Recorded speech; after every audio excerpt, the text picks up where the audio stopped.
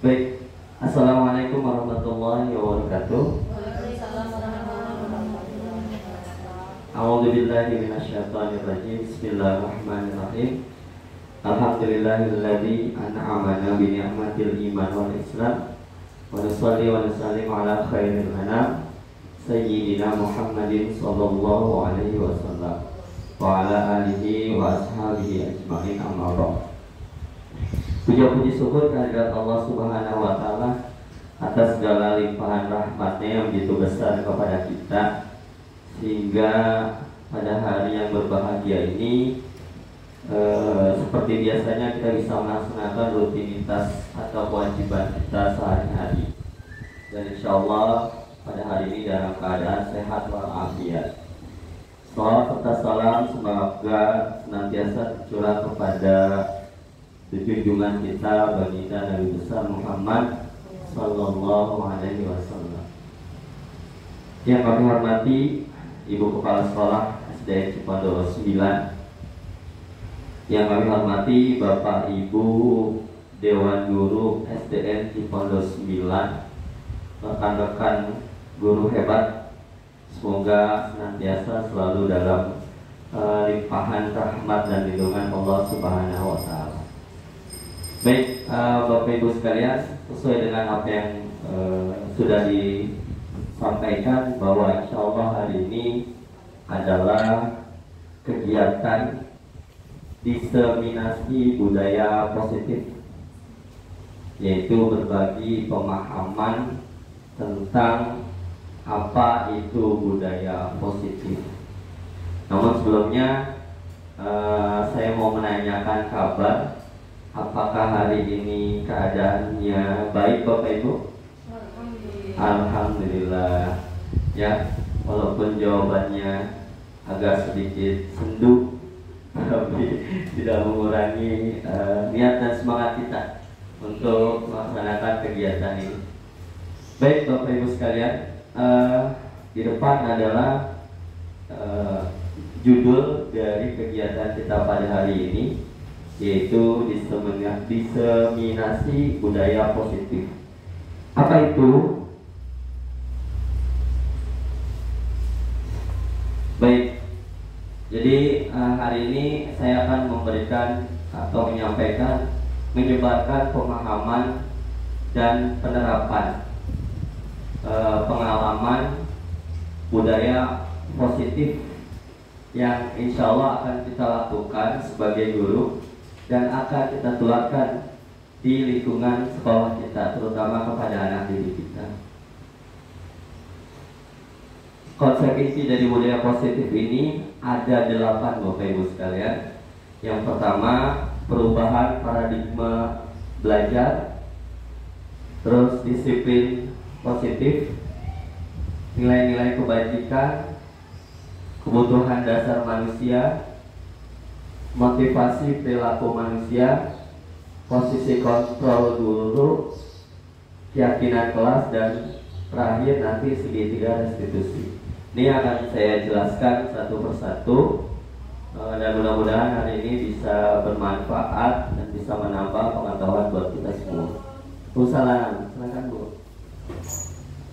Langsung ya, ambilnya.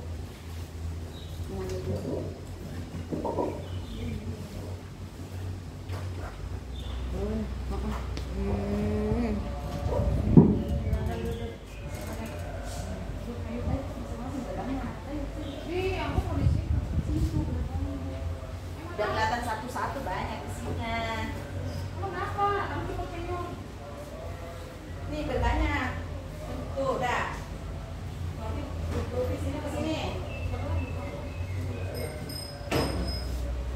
Baik, ini konsep inti yang akan saya paparkan terkait dengan budaya positif yang insya Allah bisa kita terapkan di lingkungan kita masing-masing. Baik Bapak Ibu, yang pertama adalah pembelajaran dengan paradigma baru. Jika mendengar kata paradigma, mungkin yang terpikir di kita adalah konsep, ide. gagasan tentang sesuatu hal yang baru. Nah, pembelajaran dengan paradigma baru merupakan pembelajaran yang dirancang berdasarkan prinsip pembelajaran berdiferensiasi, sehingga para peserta didik belajar sesuai kebutuhannya berdasarkan tahap perkembangan sesuai teori psikologi modern untuk mewujudkan profil pelajar Pancasila. Jadi sekarang kita sudah harus merubah paradigma kita menjadi paradigma baru. Jadi belajar itu bukan lagi keinginan kita, bukan lagi maunya kita sebagai guru, tapi harus kita rubah. Yang pertama, prinsip pembelajarannya harus berdiferensiasi. Diferensiasi itu memberikan sesuatu yang berbeda kepada setiap murid kita. Karena seperti kita ketahui, murid kita itu unik. Satu kelas itu terdiri dari berbagai macam tipe belajarnya. Kebutuhannya pun berbeda-beda. Nah, kita mulai dengan paradigma baru bahwa memberikan pembelajaran itu tidak cukup hanya satu metode, satu strategi, karena di dalamnya banyak diisi oleh anak-anak yang berbeda secara kemampuannya. Kebutuhan mereka pun berbeda-beda. Yang kedua, nah, dalam paradigma baru ini sudah tentu wujud dari pembelajaran yang kita lakukan adalah untuk mewujudkan profil pelajar Pancasila. Ini sudah menjadi standar baku dalam kurikulum yang saat ini kita terapkan. Apa aja Bapak Ibu profil pelajar Pancasila? Yang pertama, beriman bertakwa kepada Tuhan Yang Maha Esa dan berakhlak mulia. Terus berkebinekaan global, bergotong royong, kreatif, bernalar kritis, mandiri. Jadi ini adalah acuan kita dalam paradigma baru, bahwa kegiatan pembelajaran yang kita lakukan saat ini adalah upaya untuk mewujudkan semua yang ada di sini yang tergabung di dalam profil pelajar Pancasila. Jadi tujuannya udah ini, kita nggak kemana-mana, tinggal dimensinya saja atau elemennya saja yang mana yang mau kita terapkan dulu.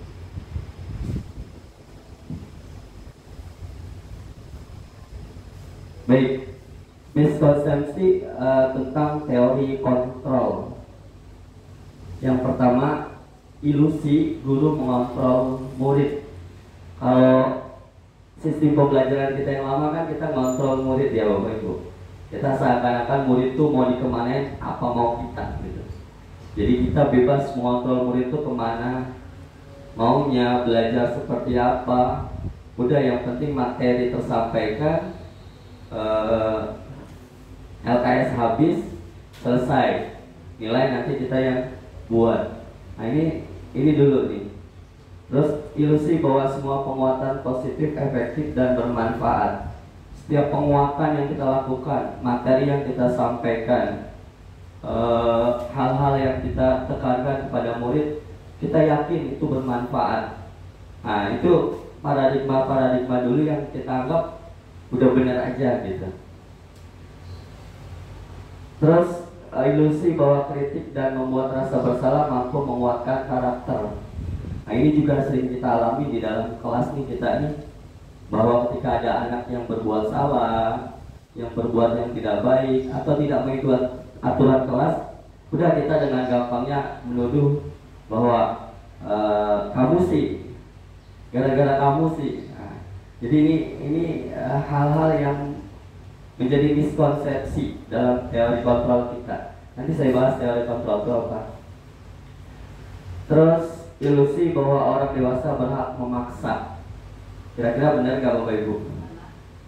Ya, jadi paradigma pemahaman kita secara umum itu mengatakan bahwa iya, gue kan dewasa, saya kan guru, saya berhak memaksa murid-murid. Jadi normalnya seperti itu. Padahal itu menjadi miskonsepsi dalam teori kontrol yang nanti akan kita jelaskan. Jadi yang pertama, guru mengontrol murid. Kedua, penguatan positif, efektif dan bermanfaat.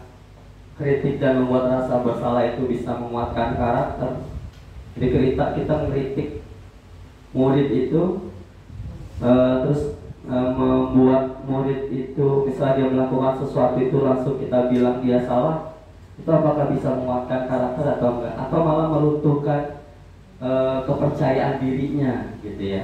Nah, ini miskonsepsi yang seringkali kita temui dalam pembelajaran kita.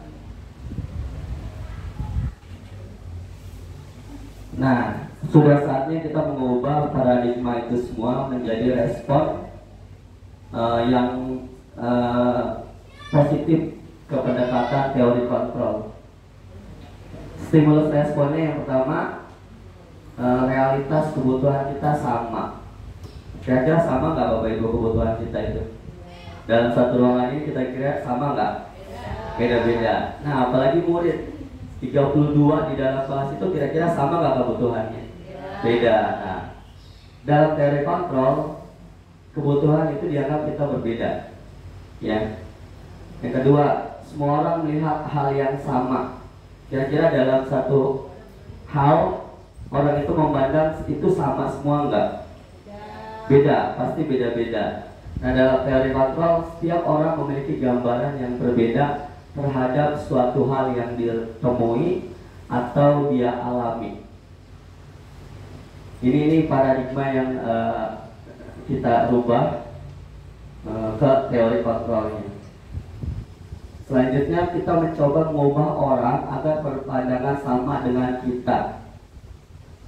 Kira-kira di pembelajaran di kelas kita suka kayak gitu kan, supaya orang itu sama pandangannya dengan kita, padahal belum tentu kebutuhannya sama. Nah, dalam teori kontrol kita berusaha memahami pandangan orang lain tentang dunia. Jadi bebas mereka untuk mengekspresikan apa pendapat mereka.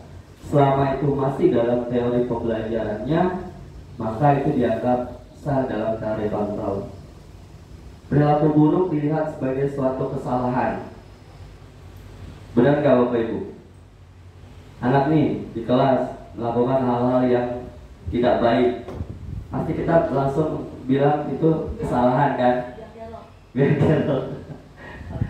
Pasti itu udah kesalahan. Jangankan kita di kelas ya, dalam kehidupan sehari kita itu memang seperti itu normalnya. Namun dalam teori kontrol itu semua perilaku yang memiliki tujuan. Bisa saja ketika dia melakukan kesalahan itu proses belajarnya dia untuk bisa mengerti di dalam menerima materi pembelajaran. Terus orang lain bisa mengontrol saya. Dalam teori kontrol hanya Anda yang bisa mengontrol diri Anda. Dalam teori kontrol itu kita nggak bisa diatur oleh orang lain. Yang menentukan kita maju atau enggaknya kita sendiri. Yang lain itu hanya pendukung, hanya motivasi. PMM itu yang bisa mengerjakan hanya kita sendiri. Yang lain itu hanya motivasi, pendukung, penyemangat. Terkadang dalam diri kita juga perlu ada penyemangatnya supaya timbul kemauan, ya Bapak Ibu. Terus pemaksaan ada pada saat rujukan gagal. Dalam teori kontrol, kolaborasi dan konsensus menciptakan pilihan-pilihan baru. Jadi diarahkan kita lebih kepada kolaborasi dan kebersamaan. Lalu dalam stimulus respon, model berpikir menang kalah. Dalam teori kontrol itu nggak ada menang atau kalah, tapi menang-menang.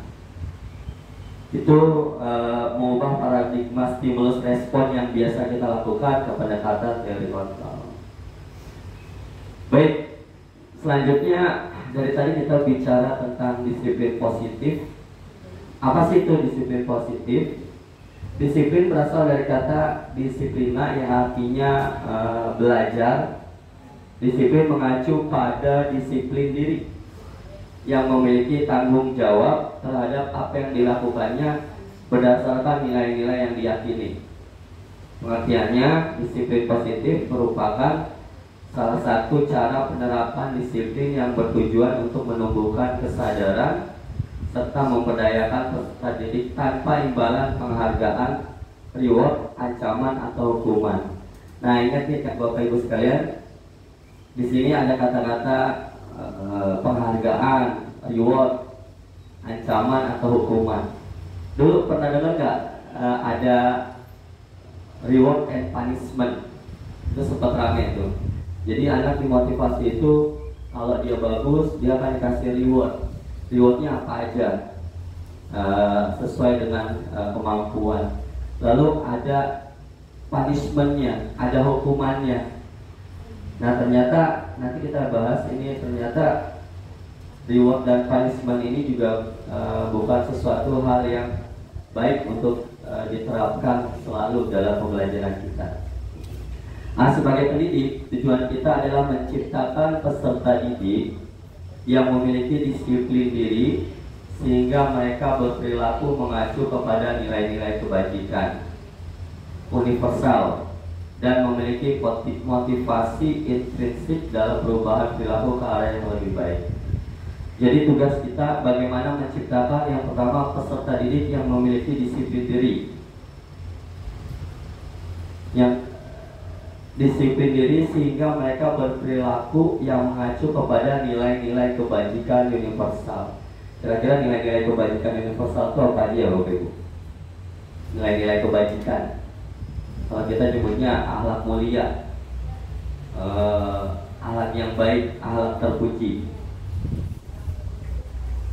Ini nilai-nilai kebajikan yang sudah disepakati bersama, yang terlepas dari suku bangsa, agama, bahasa maupun latar belakang. Contohnya nih, profil pelajar Pancasila itu ternyata juga nilai-nilai kebajikan, beriman dan bertakwa dan seterusnya sampai pendalam tetes ini kita sudah hafal.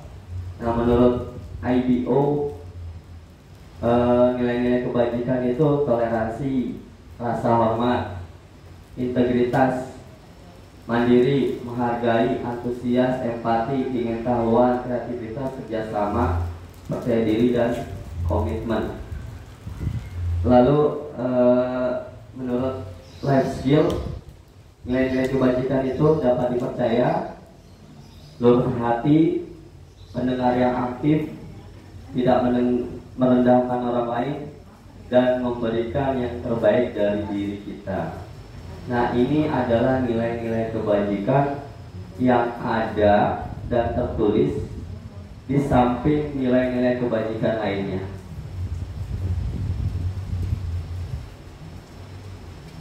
Baik Bapak Ibu, selanjutnya saya akan menjelaskan tentang kebutuhan dasar manusia. Apa itu kebutuhan dasar manusia? Kebutuhan dasar manusia adalah segala sesuatu yang kita lakukan untuk mendapatkan apa yang kita inginkan. Seluruh tindakan yang kita lakukan memiliki tujuan tertentu, dan semua usaha terbaik yang kita lakukan adalah dalam rangka agar kebutuhan dasar kita terpenuhi dengan baik. Kira-kira kebutuhan dasar kita apa ya? Makan, minum, pakaian, tempat tinggal. Kebutuhan, kalau kita bagi biasanya kebutuhan dasar primer dan sekunder. Yang kita sering dapatkan itu ya. Ada nggak kebutuhan lainnya? Kira-kira kalau dasar itu ya. Kalau tambahannya yaitu pengen dihargai, dihormati. Nah itu memang udah fitrahnya manusia dan itu tidak dinafikan. Memang kebutuhan dasar kita semua. Ternyata ini juga diatur di disiplin positif Bapak Ibu sekalian.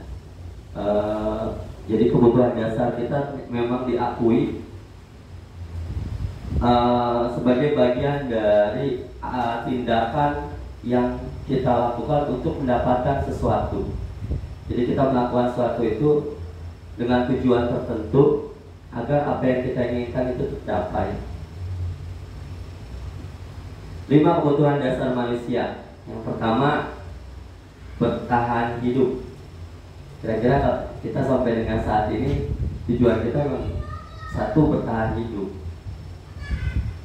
ya, sampai ajal nanti menjemput. Ya, bertahan hidup sampai usia berapa kita nggak tahu. Semoga sehat selalu. Apa bertahan hidup itu? Makanan tadi yang disampaikan oleh Bu Novi itu, pakaian, tempat tinggal, keamanan, kesehatan. Kira-kira sudah kita dapatkan belum Bapak Ibu? Sudah, entah itu lebih atau enggak itu belakangan. Yang penting kita sudah dapatkan. Pakaian sudah, tempat tinggal, walaupun tingkat 2, alhamdulillah.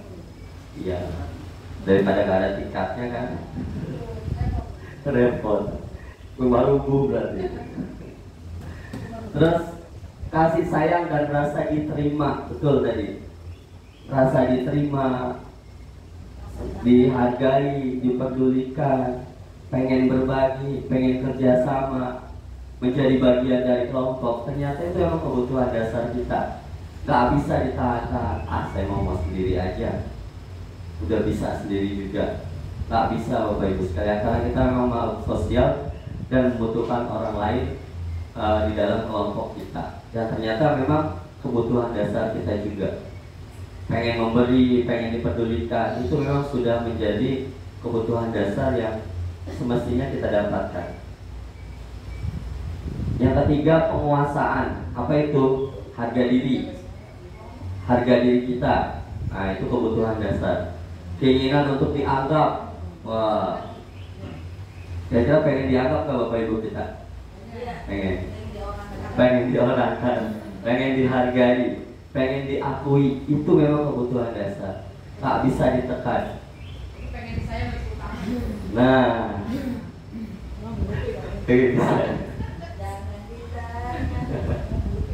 Ternyata hal-hal itu memang menjadi kebutuhan dasar kita dan nggak bisa ditekan, nggak bisa dihilangkan. Terus pengen memimpin, ya, karena setiap kita adalah pemimpin, ya. Kulukum ra'in. Jadi setiap kita adalah pemimpin, dan setiap pemimpin nanti akan dipertanggungjawabkan kepemimpinannya. Minimal memimpin diri kita sendiri agar kita bisa melakukan hal terbaik dan memberikan yang terbaik dalam kehidupan kita. Nah, tentunya ada pertanggungjawabannya. Prestasi pengen diakui, didengar. Dengar saya nih, nak. Dengar saya nih. Ternyata memang sebuah kebutuhan dasar yang memang bisa kita penuhi. Lalu kebebasan. Kebebasan menjadi kebutuhan dasar kita juga. Apa itu? Pengen mandiri, memiliki pilihan, mencoba hal-hal yang baru. Nggak itu aja, nggak monoton. Terus mampu mengendalikan arah dirinya. Kesenangan yang terakhir. Kesenangan itu apa? Bermain, humor, canda tawa, antusiasme, tertawa. Oh, tertawa ternyata kebutuhan kita ya. Kadang orang seumur hidupnya nggak ketawa. Ada yang ketawa terus masalah, nggak pernah ketawa masalah, sedikit-sedikit ketawa juga masalah. Nah, berarti tertawa sesuai pada tempatnya.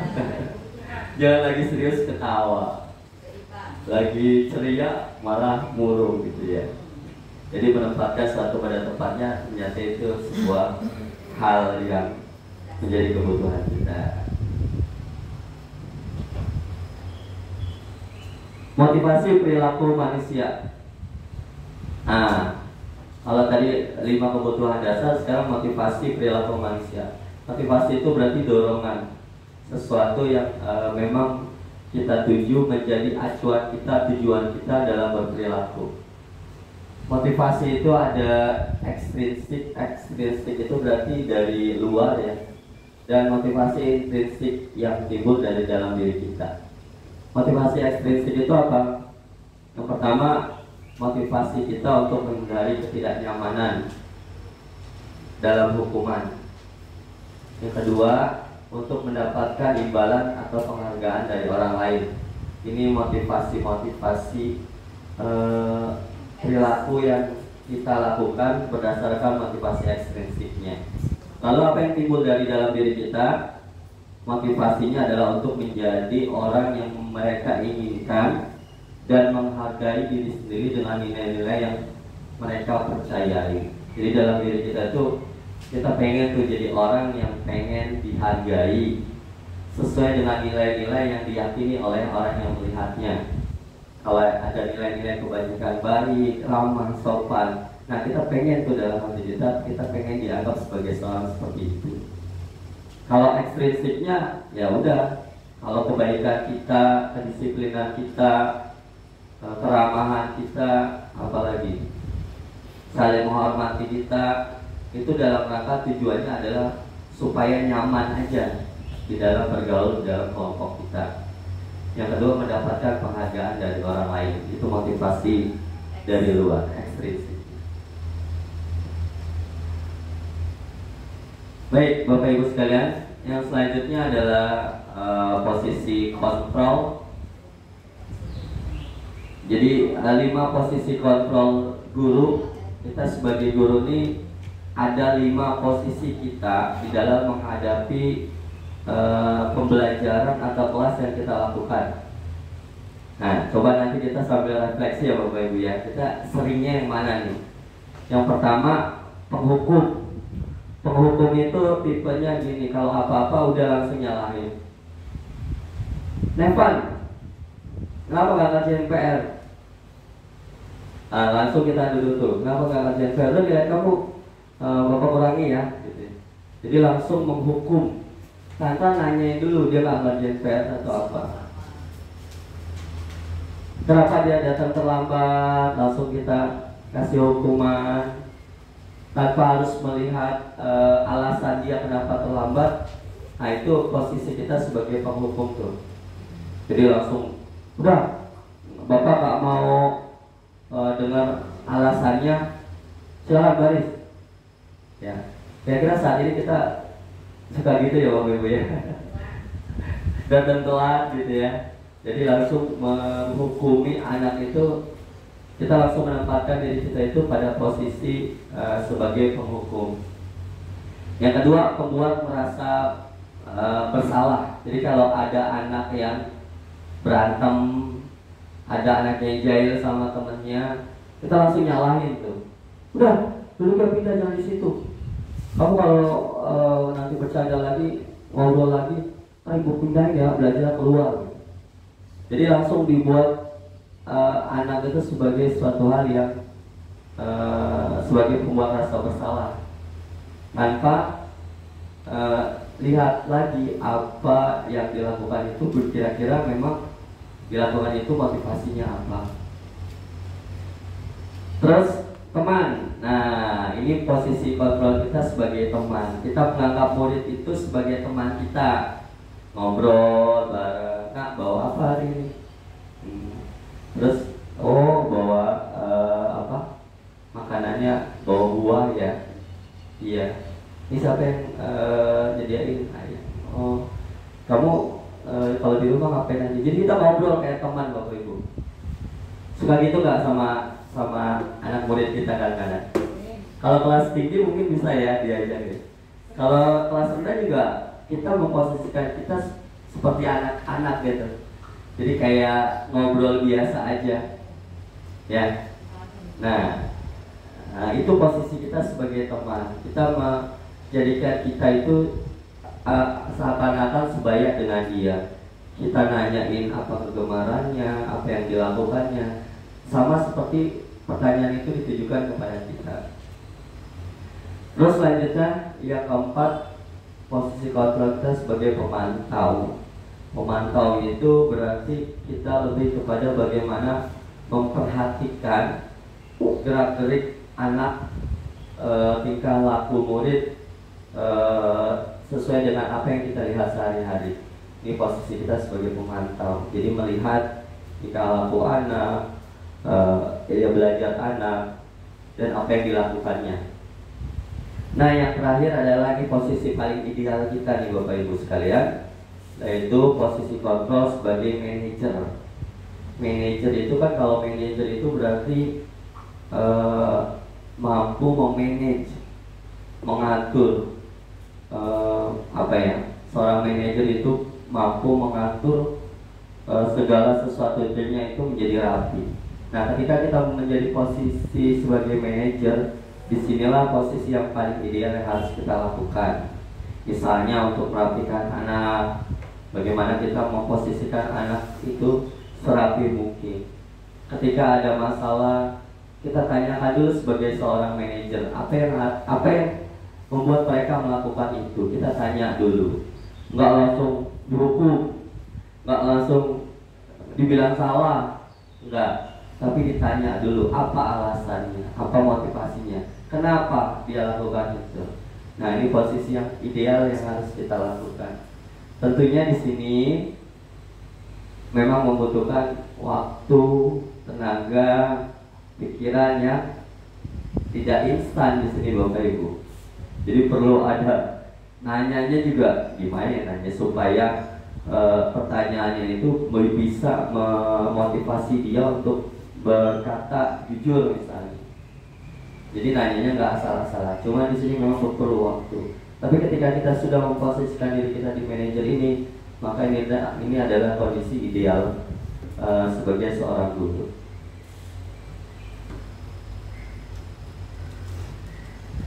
Contoh penerapan 5 posisi kontrol guru. Kasusnya, siswa tidak memakai atribut lengkap saat upacara bendera.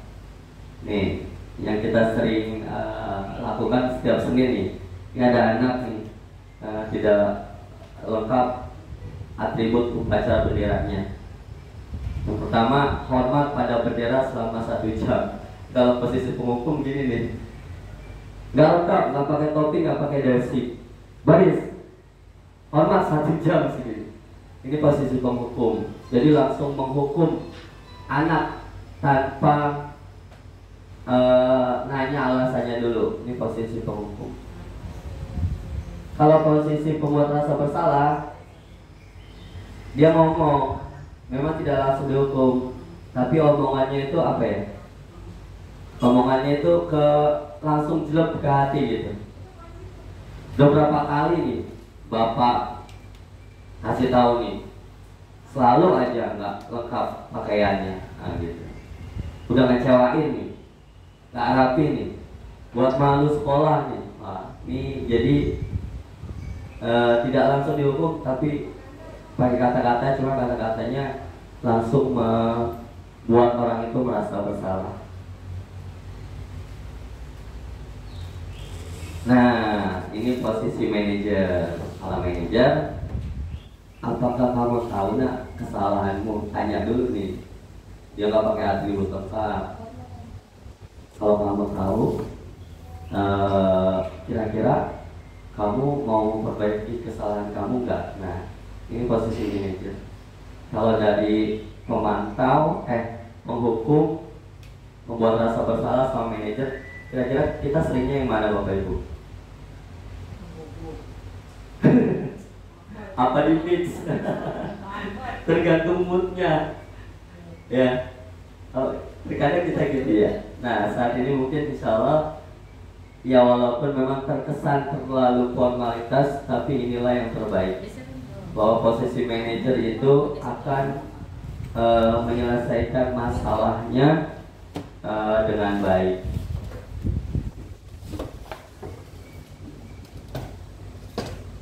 Udah berapa menit baru?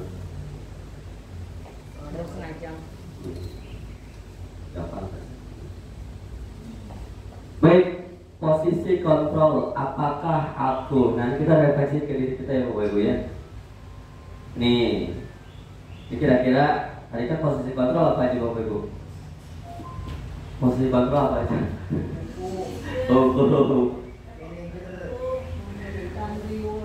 Penghukum, pembuat rasa bersalah, teman, terus manajer, teman, pemantau dan manajer. Nah, kira-kira kata-kata ini posisi apa? Saya kecewa sekali dengan kamu. Pembuat rasa bersalah.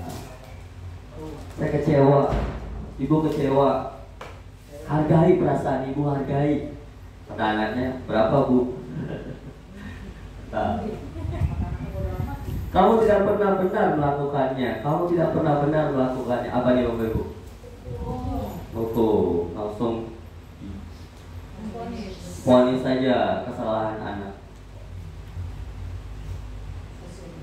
Apa rencanamu untuk menyelesaikan masalah ini? Apa nih? Manajer, nanya dulu ya Bapak Ibu. Apa masalahnya? Lalu setelah nanya apa masalahnya, dia kasih kesempatan lagi kepada anak untuk kalau memang itu kesalahanmu, kira-kira besok diulangi lagi enggak? Terus nanya lagi, kalau kira-kira kalau nggak diulangi, kira-kira apa kesalahanmu? Jadi dia nanya kesalahannya, alasannya, lalu nanya juga solusinya. Nah ini manajer. Ayolah, lalu lakukan demi bapak ibu ya. Ayolah, lakukan demi bapak ibu ya. Apa sih kontrol apa ini? Teman, ya. Jadi mau posisikan diri kita seakan-akan menjadi sahabat buat mereka.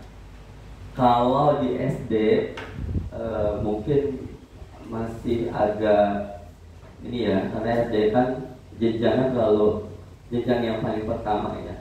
Mungkin kalau SMA, SMA itu mungkin bisa tuh kita melakukan sebagai teman. Tapi bukan nggak mungkin di SD juga nggak bisa. Pak Akbar terus ini. Kamu tidak pernah mendapat nilai jika tidak mengerjakan tugas. Nggak ibu kasih nilai ya kalau nggak ngerjain tugas. Apa?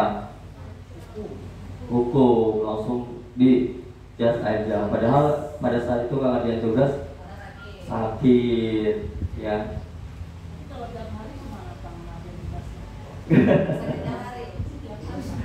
Berarti kalau setiap hari itu bukan kesalahan yang dilakukan. Iya, itu mungkin juga bisa jadi kebiasaan dia atau sengaja aja. Nah itu analisanya perlu dalam lagi tuh. Bisa kita nanti ke orang tuanya, kenapa nih? Sebetulnya ada masalah keluarga misalnya. Harus ada bimbingan khusus supaya bisa tahu kenapa anak itu seperti itu. Karena kalau dibiarin juga itu akan jadi sesuatu hal menjadi pembenaran dia, Bu. Ya, besok paling cuma dibilang doang, nggak ada apa-apa. Nah, itu juga kadang-kadang suka dilemanya seperti itu kita ya. Jadi kebiasaan yang berulang-ulang dan menular. Kalau kebiasaan baik, ya alhamdulillah bisa menyebar ke yang lainnya dan menimbulkan dampak yang positif. Kalau kebiasaan yang buruk, kalau menular, ini bahaya. Harus segera di-cut dan dicarikan solusinya yang terbaik.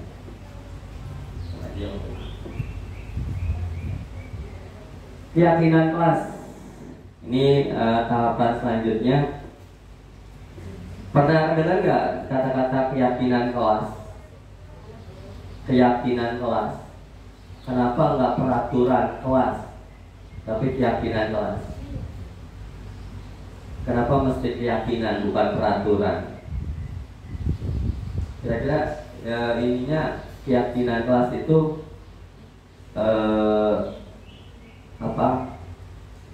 sama seperti peraturan kelas, cuman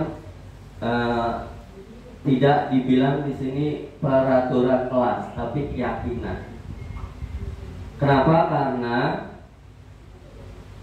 sesuatu hal yang menjadi keyakinan itu biasanya akan berdampak sangat positif baik buat dirinya maupun buat lingkungannya. Seorang yang berangkat dari keyakinan itu biasanya lebih bagus ya daripada peraturan. Kalau peraturan itu sifatnya mengikat, ada intimidasi, ada hukuman nanti kalau nggak dilaksanakan. Misalnya jangan buang sampah sembarangan. Kalau kita peraturan kelas, tidak membuang sampah sembarangan misalnya. Kalau bentuknya peraturan berarti ada suatu konsekuensi yang kalau dilanggar itu nanti akan ada hukumannya. Tapi kalau keyakinan kelas enggak, dia akan timbul dari dirinya sendiri, kesepakatan bersama, sehingga menjadi keyakinan bersama yang disepakati bersama. Nah, apa itu? Jadi keyakinan kelas itu, Bapak Ibu, semacam sebuah, kalau kita bilangnya tata tertib ya. Jadi kalau dalam di guru penggerak itu namanya keyakinan kelas. Ini penting sekali, keyakinan kelas ini kita buat sebagai sebuah acuan ketika nanti ada anak yang tidak mengerjakan tugas atau melanggar sesuatu hal yang memang sudah diyakini bersama. Nanti kita tinggal lihat lagi, ini keyakinan kelas kita, apakah kamu masih ingat? Kalau kamu melanggar berarti kamu tidak konsekuen, tidak konsisten terhadap keyakinan kelas kita. Jadi ini perlu kita buat Bapak Ibu sekalian sebagai sebuah tata tertib atau aturan di kelas kita, biar anak tuh ketika melanggar melakukan sesuatu di luar yang menjadi kesepakatan, dia tahu atau diingatkan oleh temannya, kan nggak boleh buang sampah sembarangan. Itu kan keyakinan kelas kita menjaga kebersihan dan kerapihan. Jadi ada yang mengingatkan. Nah, ini perlu kita buat, lalu kita cetak atau kita tulis sekreatif mungkin, tempel di mana saja yang bisa dilihat oleh siswa, sehingga ketika mereka semakin sering mereka melihat keyakinan kelasnya, semakin bertambah keyakinan mereka. Dan insya Allah kalau sebagai pengingat juga buat kita dan anak kita agar tidak melakukan hal-hal di luar dari keyakinan kelas kita. Bagaimana? Yang pertama, sifatnya abstrak, harus tertulis dengan jelas. Terus pernyataannya bersifat universal, ya. Jadi menyeluruh. Misalnya menjaga kebersihan kelas dari sampah plastik misalnya. Dibuat dalam pernyataan positif. Kalau positif cirinya adalah tidak ada kata-kata tidak atau jangan ya. Misalnya jangan buang sampah sembarangan, itu kalimat negatif tuh. Tidak berisik saat guru menerangkan, tidak mencoret-coret. Nah, kata-kata tidak itu berubah menjadi kalimat positif. Misalnya kalau tidak membuang sampah sembarangan berarti buanglah sampah pada tempatnya. Ternyata ini saya juga baru tahu belajar dari guru TK nih. Jadi ketika bilang tidak itu ke anak, justru menimbulkan sesuatu hal yang mereka ingin mencobanya gitu. Makanya dalam pembelajaran di anak usia dini itu menghindarkan kata-kata tidak, jangan gitu. Nah, ternyata di keyakinan kelas kita juga harus kita tulis dengan kalimat-kalimat positif, pernyataan positif. Jadi jangan ada kata tidak atau jangan ya Bapak Ibu ya. Buanglah sampah pada tempatnya. Mendengarkan guru, mendengarkan dengan baik ketika guru menerangkan. Apalagi Bu Novi udah buat keyakinan kelas ya. Nah, kalau kelas tinggi, nah itu bisa tuh kelas tinggi. Tapi nggak mungkin kelas rendah juga kita didik untuk bisa membuat kesepakatan kelas. Cuma dalam kata-kata, dalam kalimat-kalimat yang mungkin bisa dipahami oleh mereka. Kelas 4, kelas 3 itu juga udah bisa insya Allah. Sedikit saja agar mudah diingat, jangan banyak-banyak Bapak Ibu. Keyakinan kelas kayak undang-undang, banyak kan. bikin berapa poin yang menjadi acuan keyakinan kelas kita, dan kira-kira itu menjadi kesepakatan bersama. Dan kalau itu dilakukan, nah itu akan membuat kelas itu menjadi sebuah hal atau kelas yang memang bagus gitu. Misalnya buanglah sampah pada tempatnya, memastikan anak itu tidak buang sampah sembarangan, minimal di dalam kelasnya, kelas jadi bersih. Terus jangan coret-coret tembok nih, kalau ini kelas 1 nih, atau ini peninggalan zaman dulu kali ini. Dulu ini mah ya, kalau sekarang anak-anak suka coret tembok gak bisa sholat. Enggak, kalau gak ketahuan ya. Coret meja. Jadi itu buat sedikit saja, cuma mudah diingat. Sarannya sih buat nih misalnya dalam bentuk poster di sini. Saya lihat beberapa kelas di atas itu ada yang sudah membuat keyakinan kelas, peraturan-peraturan kelas seperti itu ya. Dan efeknya, dampaknya sangat baik sekali. Terus sesuai dengan kondisi kelas dan sekolah sehingga mudah diterapkan. Jadi buat keyakinan itu mudah diterapkan dan sesuai kondisi kelas. Jangan keyakinan kelasnya gini misalnya, membawa makanan 4 sehat 5 sempurna lengkap dengan susu, buah misalnya, terus daging ayam. Jadi dibuat ternyata kondisi kelasnya nggak seperti itu. Nah itu juga memberatkan, jadi nggak memungkinkan. Jadi sesuaikan dengan kondisi kelasnya sehingga mudah diterapkan. Terus semua warga sekolah atau warga kelas dilibatkan saat membuat keyakinan kelas. Untuk membuat keyakinan kelas ini, Bapak Ibu bisa melibatkan anak-anak dengan cara dan metode yang silakan digunakan sebaik mungkin. Libatkan mereka, tanya mereka, jangan buat keyakinan kelas atau peraturan kelas itu.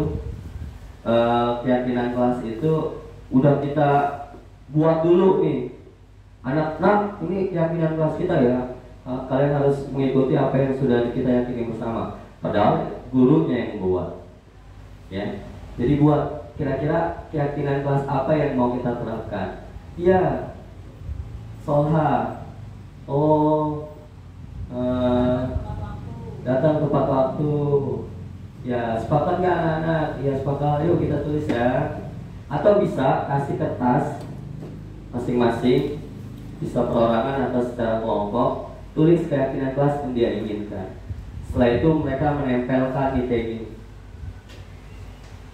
Mereka menempelkan masing-masing. Kita tinggal mengklasifikasikan. Oh ternyata yang ini pengennya bersih, ini disiplin berpakaian, ini pengennya tata tertib. Oh ini, jadi kita bisa klasifikasikan, baru kita buat rangkumannya secara ringkas. Itu Bapak Ibu.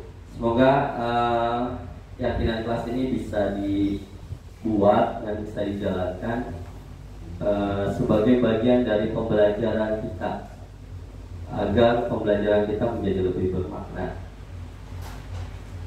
Ini rangkaian terakhir dari disiplin positif yang tadi sudah saya sampaikan, yaitu bagaimana menerapkan segitiga restitusi.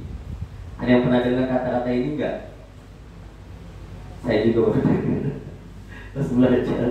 Ternyata ini luar biasa Bapak Ibu. Saya berdoa semoga yang punya kesempatan untuk bisa belajar di guru penggerak, atau Bapak Ibu yang punya kesempatan untuk punya waktu untuk belajar tentang materi-materi ini, semoga bisa ketemu materi-materi seperti ini, karena luar biasa efeknya buat kita, buat murid apalagi, dan buat lingkungan sekolah kita. Segitiga restitusi itu adalah proses dialog yang dijalankan oleh guru agar dapat menghasilkan murid yang mandiri dan bertanggung jawab. Jadi ini proses dialog Bapak Ibu. Gambarannya kayak gimana nanti saya putarkan gambarannya seperti apa. Ada 3 yang menjadi rangkaian segitiganya. Yang pertama, menstabilkan identitas dulu. Yang kedua, memvalidasi tindakan yang salah. Dan yang terakhir, menanyakan keyakinannya. Ini segitiga restitusi. Bagaimana menyelesaikan masalah itu sesuai dengan tahapan-tahapannya. Ya. Yang pertama, menstabilkan identitas. Berdasarkan prinsip membuat kesalahan adalah bagian dari proses pembelajaran. Jadi ketika ada anak yang melanggar atau berbuat kesalahan, yang pertama kita stabilkan dulu identitas. Apa itu? Kita menganggap bahwa kesalahan yang mereka lakukan itu adalah proses dari pembelajaran. Itu keyakinannya dulu. Nah, kata-katanya apa? Misalnya ada anak yang berbuat salah. Oh, nggak apa-apa nak, berbuat salah itu wajar. Bapak juga pernah melakukannya dulu, gitu ya. Misalnya ada anak yang makan pada saat belajar misalnya, karena dia di rumah buru-buru, lapar.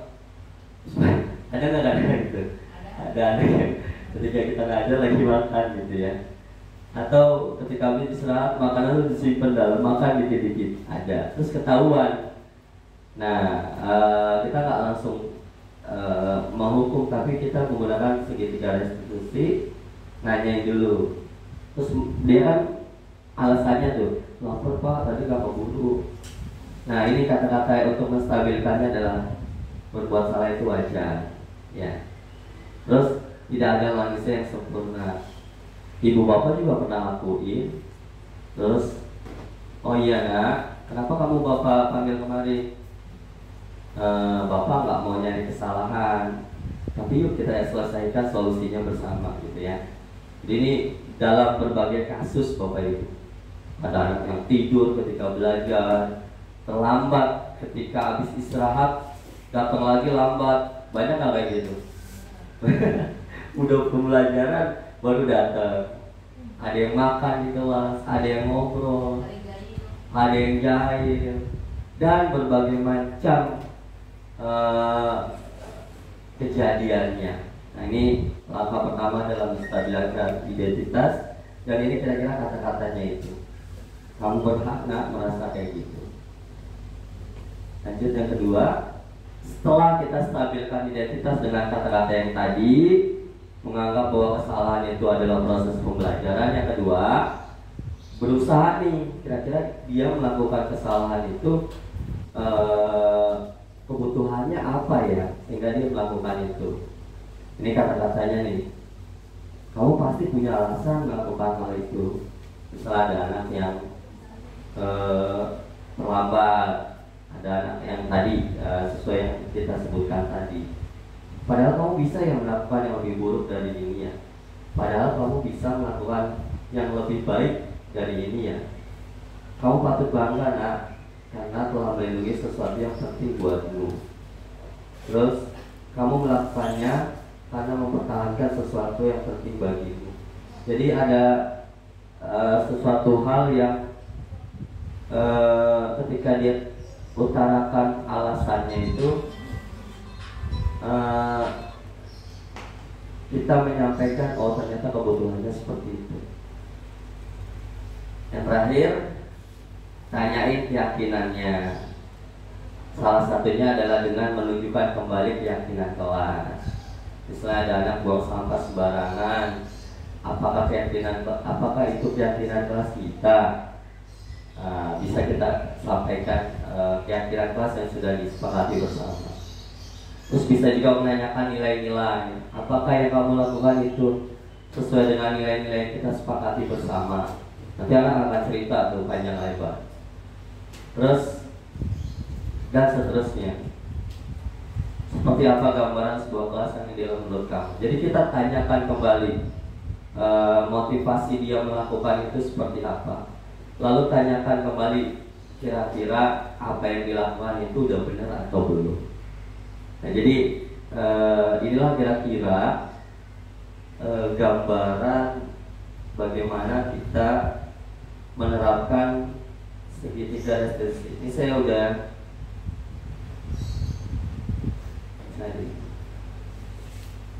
ini contoh penerapan segitiga restitusi dalam beberapa contoh kasus ya Bapak Ibu. Di sini saya contohkan ada anak yang ketika ulangan dia makan. Ketika ulangan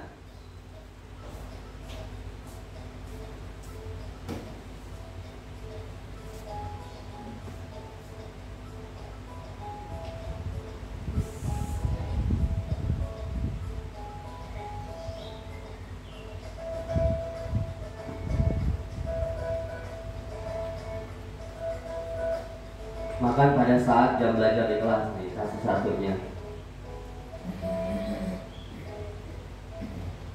Nah, dia duduk nih Bapak Ibu, yang lagi makan.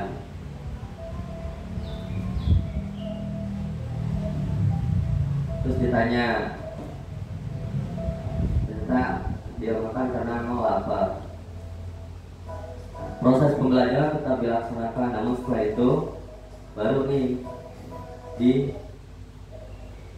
disampaikan, dipanggil anaknya. Yang pertama distabilkan identitasnya dulu, jadi nggak langsung disalahin pada saat itu, karena kalau disalahin pada saat itu ya tadi posisi kontrol kita sebagai pembuat rasa bersalah.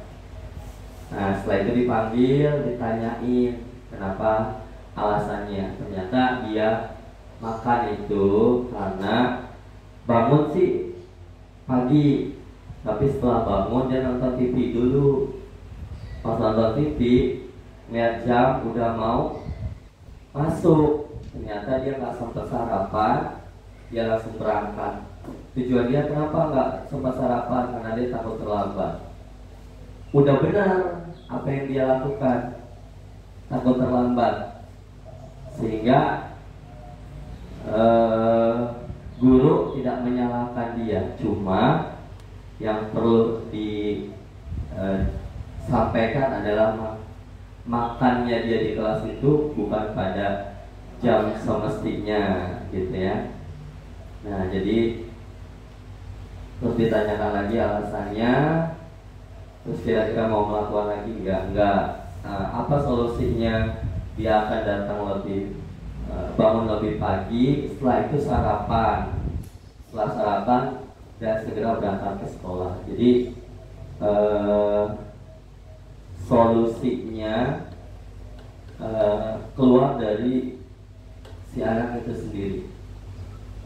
Ini kasus kedua, siswa sering datang terlambat ke kelas setelah jam istirahat. Ini kasus sering nih. Nah, udah jam pelajaran dia baru datang.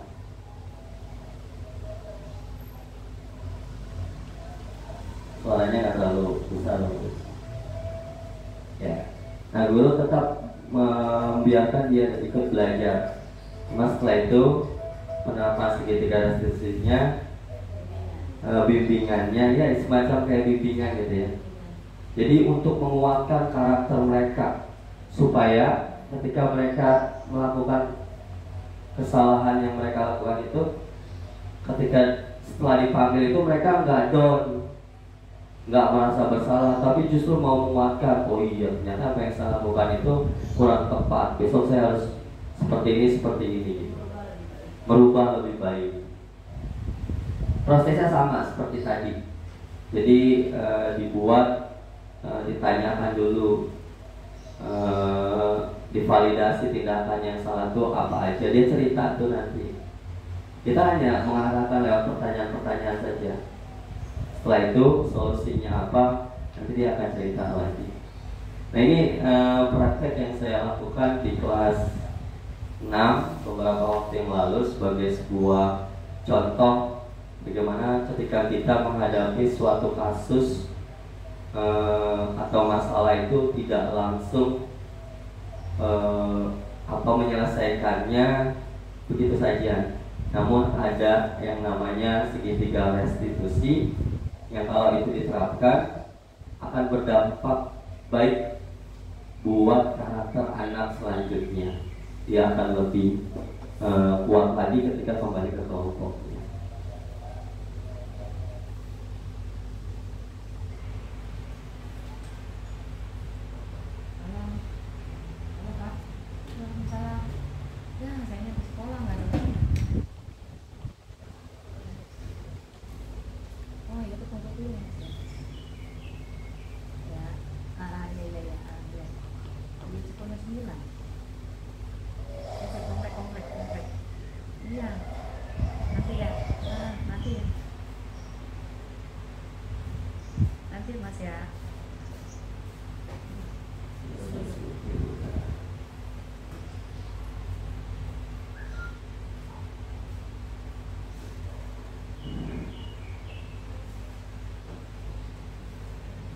Baik Bapak Ibu sekalian, alhamdulillah penyampaian tentang budaya positif telah selesai saya sampaikan.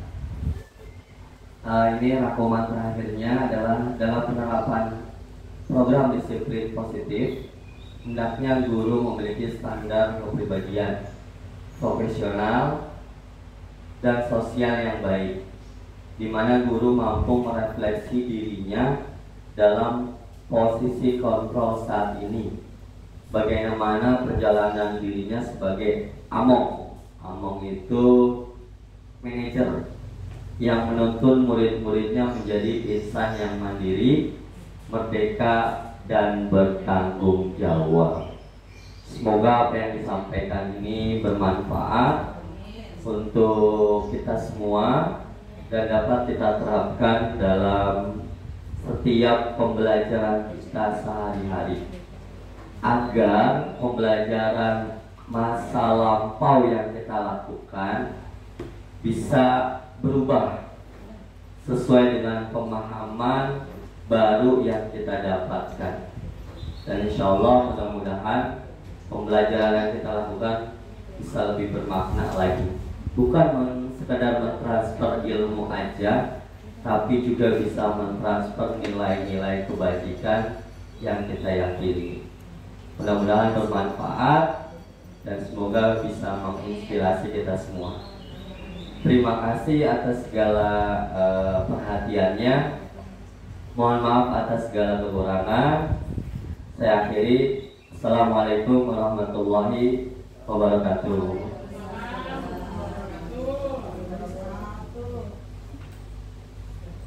Tepuk tangan. Nah, Bapak Ibu, kalau dilihat dari udah ya, kalau dilihat dari setiap programnya memang terkesannya kayak formalitas belaka ya Bapak Ibu ya. Tapi nanti mudah-mudahan bisa jadi pahlawan Bapak Ibu sekalian ketika nanti berada di posisi yang saya alami saat ini. Terutama bagi yang kemarin udah tes wawancara, wawancara belum ya? Akbar. Simulasi yang tanya jawab ya Pak. Belum, nanti dijadwalkan setelah ini. Sampai tanggal 27 kan ya? Dari akhir Oktober sampai awal November. Jadi dibilangnya. Salah satu yang saya lakukan ini nanti akan Kita lakukan berdua. akan dilakukan juga karena rangkaiannya sama. Yang kedua, saya juga berharap bagi yang Belum. punya kesempatan terus mari upgrade kemampuannya, ikut aja. Sekarang ada angkatan ke-11. Silakan tuh Bu Soha, Bu Haya, Bu Tati, Bu Intan, Bu Reni, Bu Ismi. Oh, Bu Ismi udah lebih 50 ya? Bu Ismi udah dapat ini ya, coba udah bebas. Bu Lupi sama Bu Lili.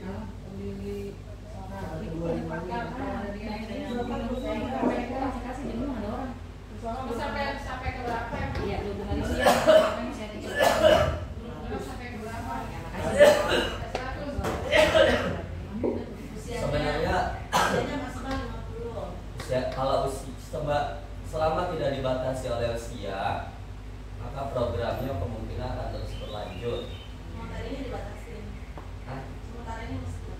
50.